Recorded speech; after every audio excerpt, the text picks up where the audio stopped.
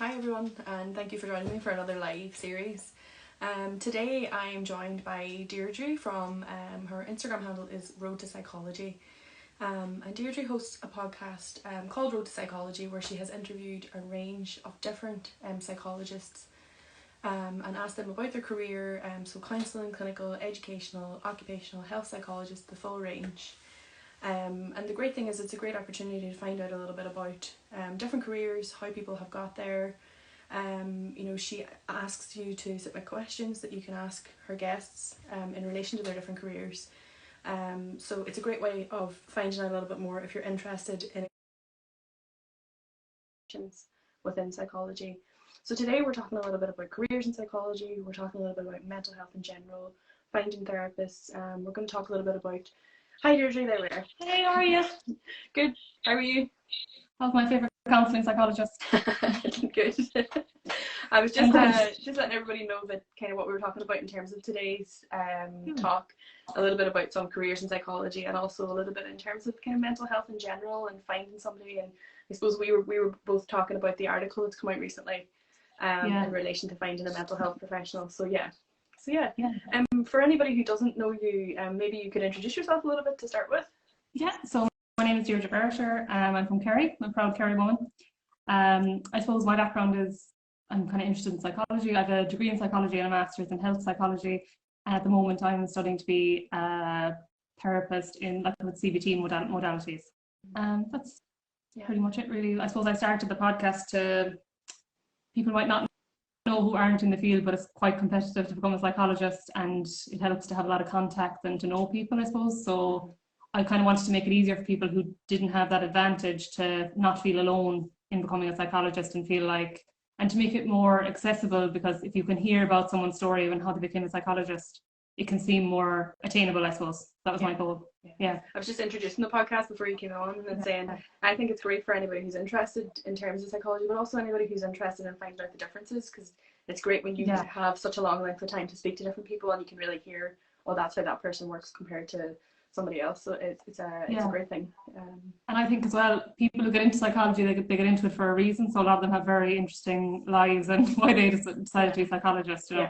So they've all been really interesting to talk to them. And I've really enjoyed it so far. Yeah. So one of the things we were going to talk about today, as I mentioned there, was that article that has come out recently by the BBC in relation to kind of, I suppose it's not something that's new to me, and I don't think it's new to you either, but I think it's something that not a lot of people are aware of, which is how many, I suppose, people are out there. I suppose it's not, I don't want to be putting anybody down who maybe isn't fully accredited or anything like that, but there are other people who are professing to be something that they're not in terms of counsellors and psychotherapists, and the article that came out has some really quite extreme examples of how that has happened, how that has impacted people. Yeah, I was really struck by it because they were offering therapy to people with OCD based on lived experience and charging a lot of money for it as well. I was really kind of anxious talking about this topic because I don't want to be a gatekeeper to mental health supports, do you know what I mean? And I do think there's a real value in lived experience, and there's real value in having someone to listen. You know, like that's why Samaritans and Aware, their phone is ringing all day, because it makes a huge difference to have someone to listen. And also there's value in lived experience if you're struggling and someone has already struggled and they've recovered or they're on the road to recovery. That can be massively inspiring. But I suppose as someone, like, remember when you came on my podcast and we had the question saying, you know, can you be a therapist if you're not the person that your friend goes to with their problems? And I suppose I am someone that people talk to about their problems, you know, so I would always be like, oh, I'd be a great therapist. And then I studied psychology, and you start to realize that just because something works for you doesn't necessarily mean it works for other people, firstly. Secondly, like when I'll be starting placement now in January, I'll have supervision, I'll have my own personal therapy, I'll be insured, you know, I'll have supports around me to kind of intervene if something was beyond my scope of practice or, you know, my abilities. So I think that's the danger really, is, you know, it's amazing when someone says, I've been through this and I got through it, but, you know, there's other issues around giving therapy, I suppose, that you need to be trained to deal with. I think that's often, like, having lived experience of something can be very helpful in terms of supporting somebody else. But there are lots of things that I have never been through that I can support somebody with as a psychologist. Yeah. And equally, sometimes, interestingly enough, through my own supervision, through my own personal therapy, somebody might come to me with something that's very close to my own lived experience. Yeah. And actually, the best thing to do in that situation is say, I'm not able to work with that person because it's too close. And I think, unfortunately, what we see through the things like social media and stuff like that is a lot of people, and it's not that they're wrong in terms of documenting their own recovery and their own journeys with stuff, but I think when it tips over into I can now help you because I've been through it, that's a problem. Yeah. You might be able to help some people, and some people might learn from some of your experiences, but it's more so whenever then, you know, in terms of if people are saying I can offer you appointments, or there's money, if there's monetary gain in terms of helping other people with it and things like that. And it's not very regulated in that way, and that's the whole point of, in terms of, you know, if you're with an accredited body, if you mentioned there things like supervision, insurance, those things are all there, so that whenever, you know, the therapy is about the client, it's not about me as a therapist. And whenever my stuff is coming into the room, that I'm probably not doing my job at its best. Yeah, and that's why. And the example as well was given that they were asking clients to go on their Instagram. Yeah. Like, the therapy session is totally confidential unless there's a risk to the person or a risk to someone else. That's one of the powerful things about therapy, is that you can go there and you can say anything and it stays in the room. Yeah. So like, the idea that you'd be broadcasting your clients on Instagram is just so unethical and could be really damaging to someone, you know? Yeah. So yeah, we see a lot of that, unfortunately, and I suppose the main reason that we're talking about it as well, it's not about bashing people who are doing that. It's about awareness. It's about making people aware to ask, what are people's qualifications? Are they a member of any registered body? And the reason that that's so important is, if you're associated with, say, for example, the Irish Association of Counselling and Psychotherapy, the BACP, the British Psychological Society, Psychology of Ireland, all those different, then there are standards, there are ethical guidelines, there are standards of professional conduct that you agree to abide by if you're part of those. And so therefore you're going to see somebody who has signed up to be ethical in terms of how they practice. And that means not exploiting people in any way for like social media or money or anything like that. It means also that if something goes wrong, that you have got somebody to go back to. So in the UK, it's the HCPC that deal with those kind of things. In Ireland, that's in the process of being more regulated now, but I know the IACP would do it. Excuse me, and it'll be Coru here that'll take that responsibility for psychologists. So those bodies and organisations are there to protect clients. So those are the kind of things to look out for if you're seeking therapy. Somebody who has ask about their qualifications, ask if they're a member of any body, ask about how long they've been practicing, those kind of things. Yeah, and it's okay to ask that, you know, a good therapist should be able to, you know, stand behind their experience and the work they've done to get to that point, you know. Yeah, definitely agree with that. And then I suppose social media in general and mental health. I was thinking about that because, like, this morning actually I unfollowed an account because they were saying they were like unconventional symptoms of borderline personality disorder. And it was like binge eating and I think compulsive shopping or something. And I was like, half the population has it then. Do you know what I mean? And that condition is so stigmatized as well. And I think there's an account on Instagram called she's the momologist, but she talks about like sharing stuff on Instagram can be very, you know, you could share something about, say, trauma, or, you know, you might have childhood trauma if you experience these, you know, feelings or whatever, but then you're not there to do the aftercare with that person when they read that post, and now they're questioning, and they might not have the financial means, the time to access therapy. So I suppose, like, I think psychoeducation is amazing, and like, say, for example, someone who has lived experience sharing what's worked for them, but not saying this is the only thing that works, is really powerful. You know, it's like someone who goes to AA to get sober. They become like an evangelist about AA, or they can, you know, and AA is amazing, but it's not the only way to skin a cat. You know, the other people who get sober through other ways, you know. I think the thing with social media is it's a delicate kind of one to balance, because I do feel like there is a lot of information there that maybe isn't shared in the best way.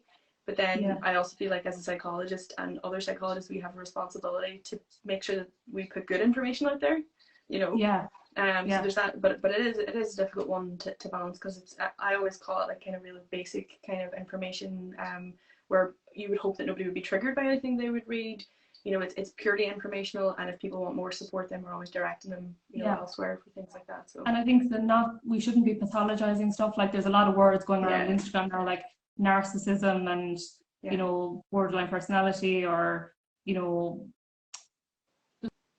like a lot of pathologizing issues, whereas like we're all human beings, we all have mental health, you know. There's, and as I said to you earlier, I had a great supervisor once who said, if you pick up like the DSM-5, which is how we diagnose different conditions, if I open it up and I don't see myself on most pages of it, then there's probably something wrong with me. So it's easy to read information and feel like you relate to it.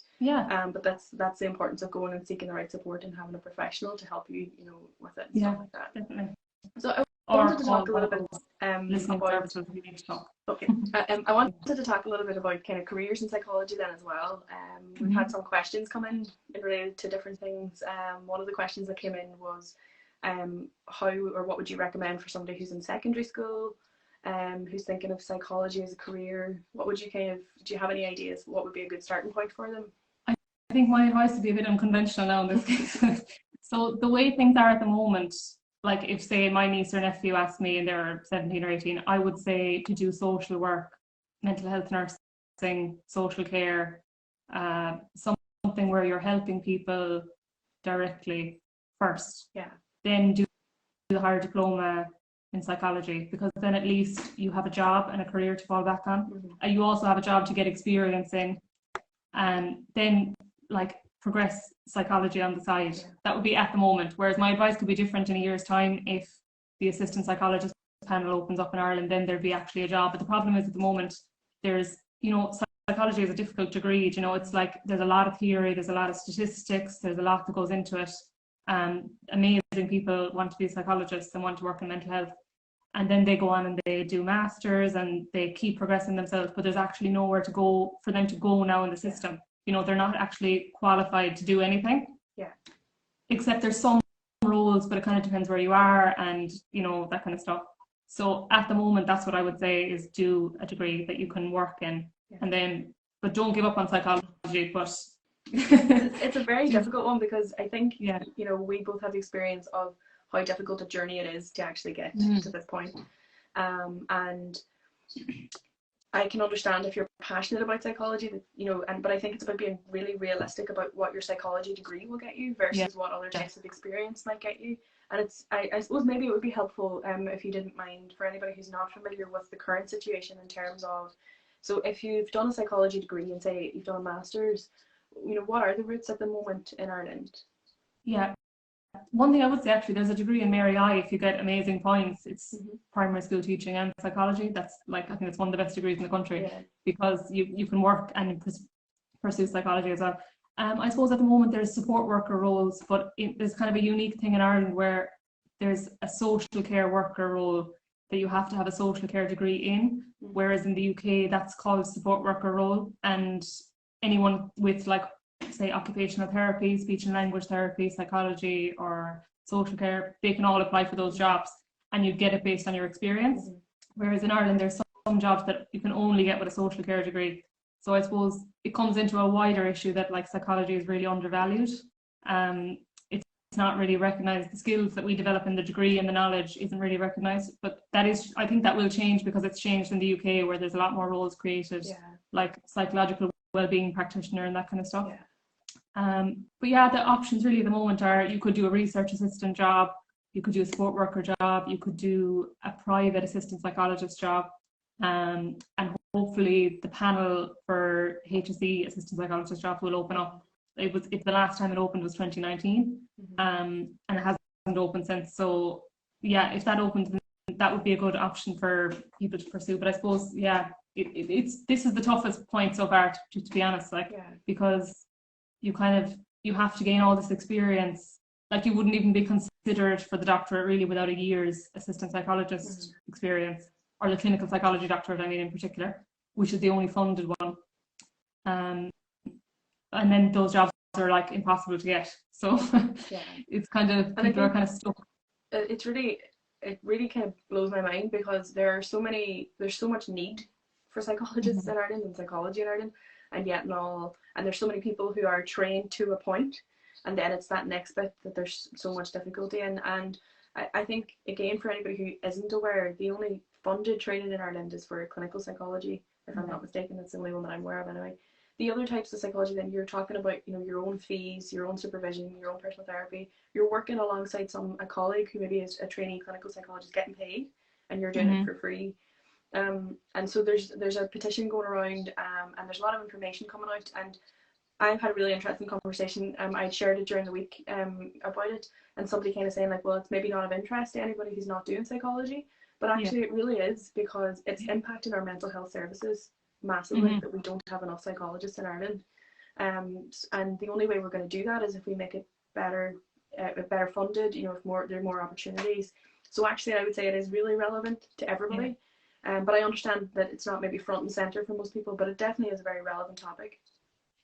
Yeah, like my vision for the mental health service, I'm not running for politics now, but so like you go to your GP and you'd say, you know, I'm really struggling at the moment, I'm calling in sick to work, I'm you know, feeling really low and I just want to stay at home and that kind of stuff. And the GP would say to you, this sounds like depression, this is totally normal, people go through depression, that's totally normal. Would you be interested in getting some mental health services? You're referred to a mental health hub where you might meet someone like an assistant psychologist who would assess you for, does this person need a brief intervention, they just need support, or is it more complex where they might need to see a psychologist, or is it very, very complex where they need to see a psychiatrist and maybe consider medication? But that's my view of it. But at the moment you're kind of referred from your GP in the Republic of Ireland anyway, you're referred from your GP to mental health services, and the first person you kind of meet really is a psychiatrist. So it's the medical model really, and I think most people would agree, even psychiatrists, that there's a place for medication, but it's not going to solve, say, if someone has complex trauma, or, you know, so I think it needs a whole overhaul for this to be resolved. But there's a lot of people that are very talented that are doing roles that, you know, they're much more qualified, or they're overqualified for their roles and under challenged, that they want to work in mental health and they can't do it because this is the system at the moment. You know? And I think it's going to take time for that system to change, but I think it's really important that we're having conversations like this that maybe some people are aware of or know a little bit about, but maybe don't realise fully. And it's also, it's not to be disheartening to anybody who's interested in terms of psychology as a career, because it is a fantastic career and there's so much learning from it. And even what I would say is, you know, if you do a psychology degree, you know, there are lots of other avenues you can take it as well. But certainly if either clinical or counselling or any of the other types of psychology are your passion, then it's not impossible. Unfortunately, the reality is it is a competitive, and at the minute it's quite an expensive route. And to anyone who says that petition doesn't affect them, like, we've thousands of kids on waiting lists waiting to see an educational psychologist in Ireland. Like, counselling psychology is it's getting better, but it's not as recognised as clinical psychology. Whereas when those people have done a lot more training in counselling, so they're the best suited to do therapy when they come out of the PhD or the doctorate. And also, I suppose it's those kids on the waiting list. And then people from disadvantaged backgrounds can't get into psychology, where they could work in their community and make a difference. Like, who has 30,000 and living costs for 3 years, or 40,000 or whatever, you know, like, no one really. And a very, very small minority. It's also, I guess, hopefully what we're seeing is in the UK some of those things are changing. So in Scotland they have the position, it's called a CAP, it's a Clinical Associate in Applied Psychology. So they've completed the psychology degree and a master's, so there are opportunities there, but it's almost like I had to go to Scotland to do my doctorate because I couldn't afford to stay in Ireland to do it. And then when I came back to Ireland, I had to get my qualification validated in order for me to work here. And it wasn't my choice not to do it in Ireland. It was that it wasn't actually feasible for that to happen at all. And as I said, we've got the need for it. We've got people wanting to do it. It's just trying to find a way of kind of bridging that gap. So I think we all want a service where if a child needs an assessment, that they're referred and it's like, come in next week or come in 2 weeks, you know, at the max. Or if someone says they're suicidal, like, I think they should be wrapped in like a duvet of services, you know, not made to jump over more and more hurdles to get help. You know, And I suppose that's why this conversation is so important. And as I said, it's not just about anybody who's interested in a career in psychology. It does affect everybody else as well. Definitely. In terms of some of the questions that came in, did you have any particular questions, or? I think we kind of covered. One of them was, sorry, now 1 second. There was one about, why are there so little assistant psychology posts in Ireland? Yeah, I think we kind of covered that. Like, as I think it's just psychology is undervalued, and we need to advocate more for ourselves, because we have a lot to offer, not just for mental health issues. Like, I studied health psychology. You know, the research shows that psychology offers a lot to physical chronic conditions, pain. You know, psychology has a lot to offer in general for the whole health system, and it needs to be louder, I think, in the room. You know? Yeah. Then I think if we model it on what the UK is doing now, I know it's not perfect, but at least there's a primary care and a secondary care in mental health where people can work who have a lot of knowledge and a lot of passion. You know, there's really passionate people out there who want to help people, and they can't. So that's ridiculous. Yeah. You know? One of the questions I got actually was how to maintain motivation when it's like a long career path. You know, I suppose this, I can empathize with this. I suppose I actually experienced this during COVID, where I was doing my master's, and I kind of was treating a gift like a burden. You know, I was like, oh, I have to do another assignment, you know, I've blah, blah, blah. And I kind of had to reframe it and remind myself why I was doing it. So I think that's important. Remind yourself why you decided to do psychology, you know. And even if I never use it, I love psychology and I love to learn about it. So that's why I'm doing it, and I want to help people. So I kind of keep reminding myself, but I do find that it comes in waves where you're like, will I be a psychologist in 5 years, you know? And there's a doubt there, I suppose. But yeah, I think just remembering why you're doing it, and also like setting smaller goals. You know, the goal shouldn't be being the psychologist. There's smaller goals along the way, you know. What do you think about that? Yeah, and I think it's also helpful to talk to people who've been through it, because I know what it's like whenever I was doing my training, and I felt like it was never going to end. And you know, when we talk about staying motivated, it's also like there are a number of barriers in the way. You know, there's like financial barriers, practical, you know, how much work you're doing, where, you know, whether or not you're getting paid for it, if you've got other responsibilities, if you've got children, all those different things, they all come into it. So it's about, for me, what was helpful was speaking with some people who maybe had been a few years ahead of me, and were able to say it is worth it, you know, like when you get to the stage. So I can look back on my time when I was in Scotland, and you know, I was working part-time while I was trying to do the doctorate. I was working I was actually working in Primark. That's where I was working while I was doing my thing. And I can remember in those moments thinking, I'm never going to get to be a psychologist. But I had to do those things at that time to help me get to where I am now. And if I was to speak to somebody now who's doing the course, I'd be able to say, it is actually worth it in the end, you know, whenever you get that far. So speak to other people who've had the same experiences, and maybe can share a little bit of that frustration, you know. And as you said, try to remember why you got into it in the first place. You know, thinking about other opportunities. One of the things that I kind of learned early on was I had to accept that there would be an element of working for free, but that while I had to do a certain amount of that for the course, I tried to take either placements or sometimes take on extra opportunities that I was passionate about, that reminded me, why am I doing this in the long run, you know. But it can be, you know, it is a long journey. There's no two ways about that. But yeah, I think some of the things you mentioned there about remembering why you got into it in the first place is really important.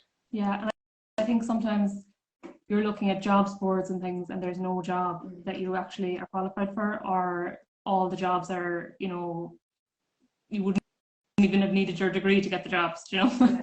So I think sometimes you can personalize that and be like, you know, feel like a failure or whatever, but it's, you know, because of your capabilities didn't create the mental health system, or vice versa. Do you know what I mean? So it's not personal that there aren't any opportunities. You just have to try and accept the way things are at the moment, try and do everything, sign the petition, you know, spread the word about psychology, and try, hopefully things will get better, but it's not an individual's fault, I suppose. But the other thing I would say as well is that there reached a point where I took a job which I was well overqualified for, but I did it because it was something that I was interested in. So I would say be open to those opportunities if they are in a mental health or a helping profession, because what came out of that then was when they realised, when the organisation I worked for realised my qualifications and what I was doing, they then created an opportunity where I could be there as a trainee counselling psychologist, and I got paid, which was really unusual. But that only came because I was willing to be open to an opportunity. You know, so it's about being open to those kind of things. As frustrating as it can be, I'm not going to sit here and say it isn't, but you never know what's going to come out of some of those opportunities. And I think actually focusing on learning and developing as a person, as opposed to getting a title or moving or whatever, because if you're still learning and progressing, then you are moving along the journey, and you're going to have things to reflect about in interviews and on personal statements. Whereas just lamenting the fact that there aren't better opportunities, you know, isn't going to progress you, I suppose. And the other thing is, I suppose, reaching out on LinkedIn is a great network of other psychologists. And I've seen myself do it, like whenever I was training and stuff, being a bit cautious about reaching out to people and thinking that you're bothering people. But my experience has been that people are really open. I get messages all the time on LinkedIn or on Instagram from other psychologists or people who are looking for assistant psychology posts and things like that constantly, and I'm more than happy to have those conversations. So reach out to people, you know, they might not get back to you right away, but usually they will, or they'll point you in the direction of somebody else that might be able to help you. And it's all about, you know, that is also helpful in those moments, I think, where you're particularly frustrated and maybe feeling down. It can be helpful to get a sort of a fresh conversation with somebody you haven't spoken to before, who might be able to give you a little bit of guidance. And I think also an important thing to say is rejection is normal. Like people don't talk about rejection. You know, I've had loads of rejections from jobs, loads. I've done interviews and been like, that's amazing, that went so well, and then you don't get it, you're like the second person or something. You know, that can be really like a punch in the gut, but we're all experiencing it. Like loads of people contact me from doing the podcast. You know, there's a load of people in the same boat, we just can't see each other, you know? So that's normal. Just keep applying, you know, reflect on what you could have done better and keep applying. If you keep applying, eventually something will work out, you know. Easier said than done in some moments of frustration and stuff. I do understand that, but you know, as I said, the need is there, so we need more psychologists. It's just about bridging that gap, and hopefully conversations like these are helpful in terms of bringing that awareness. But be having those conversations with like everybody, you know, have those conversations with friends and family. The more people that become aware of these situations, the more change that we'll see in the long run. And what you said about asking for help, actually, that's something I struggle with, but I do think like anyone I have asked to look over something, they're always delighted to do it. So you know, and if someone says no, just ask someone else. You know, it's not. And if they say no, it might be because they're really busy, or they're you know, there's loads of reasons. But there are lots of, you know, I know a lot of my colleagues as well will often get messages from people and stuff. Everybody's willing to answer questions because we've been there. It's not a case of like, oh, now I'm qualified, so that's it, I've forgotten about it. I know when I'm very passionate about trying to help other people get there as well. And psychologists are really passionate about psychology, so you know, they want to, and we want more people to help us. So we need thousands of people. Well, I'm just mindful of our time. It always flies in whenever we get into conversations. Do you have any other questions, or I think I think that was it really. I got a couple of the same, but I think we covered everything. Great. What I'll do then is I will post the video now, and I'll tag Deirdre below as well. And I said it at the start, but I really do think if anybody is interested in terms of careers in psychology and things, to give the podcast a listen, because it's got some really great valuable information. And again, you know, you get familiar with names and things like that of other people in the field, and finding out how we all, because that was the other thing I found really interesting from listening to it, is you had so many different people, but we all took very different routes to get to where we are. That's the thing, you make your own route really, to be honest. It seems like that's a common theme. So thank you very much, Deirdre, for giving me up some time. Thank you so much. I really enjoyed it. My first Instagram live. Hopefully we'll talk again soon. Thanks so much. Okay, take care. Bye.